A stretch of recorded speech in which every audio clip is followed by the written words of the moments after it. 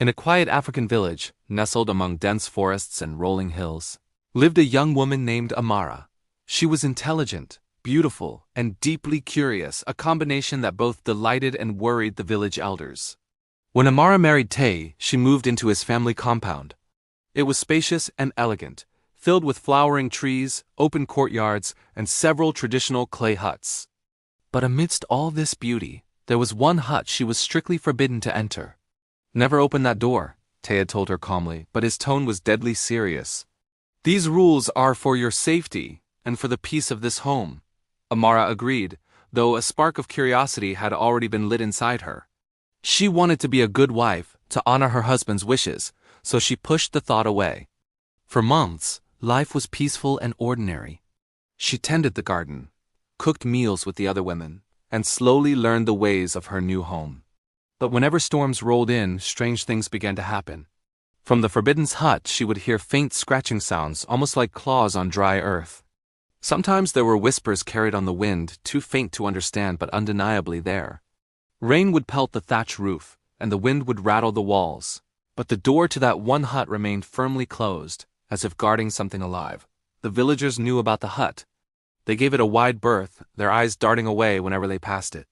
The elders avoided it entirely, and children were warned never to go near. Even Tay, her own husband, walked slowly past it each day, a strange mix of reverence and fear in his posture. As the years went on, Amara noticed something deeply troubling. Tay was growing weaker. Each year, he seemed a little more tired, his eyes more distant, almost haunted.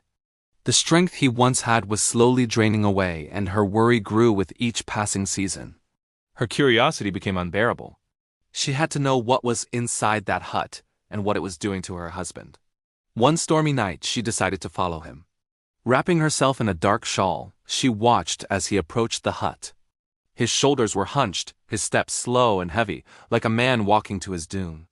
He knelt before the door and whispered words she couldn't understand, a language ancient and strange.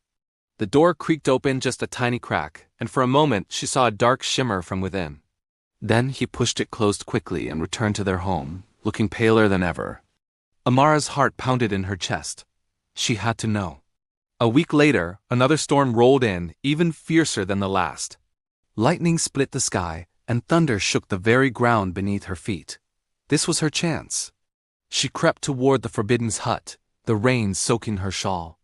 Her hand touched the rough wooden handle, and she froze. Inside, a faint, eerie glow pulsed, moving along the walls. Shadows twisted into unnatural shapes, and she felt a presence ancient, powerful, and watching her. It was a commanding force that seemed to suck the very air from her lungs. Suddenly, a hand grabbed her shoulder. It was Tay. He had followed her, his face a mask of terror. "You should not have come," he said, his voice trembling. "I warned you." Now the balance is broken. As he spoke, a tall, shadowy figure emerged from the glow inside the hut. It had no distinct features, only the faint ember-like glow of its eyes.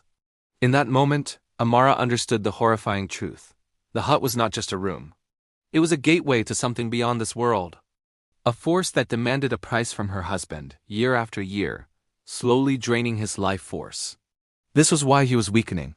The shadow advanced, its presence radiating cold and dread. Amara felt a primal fear, but something else rose within her. Courage. A fierce, protective love for her husband. She gripped Tay's hand firmly, and without thinking, whispered the same ancient words she had heard him speak.